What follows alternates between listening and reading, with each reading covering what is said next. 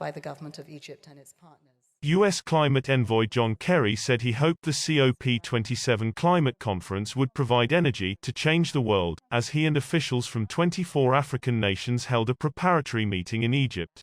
The three-day forum comes after African leaders lashed out at industrialized nations for failing to show up at a summit this week in the Dutch city of Rotterdam dedicated to helping African nations adapt to climate impacts.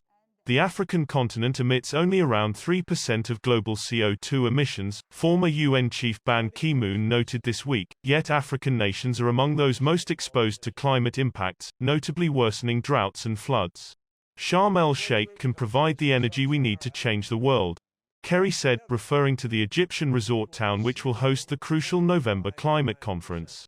But he also warned that the world was in trouble, calling climate change irreversible.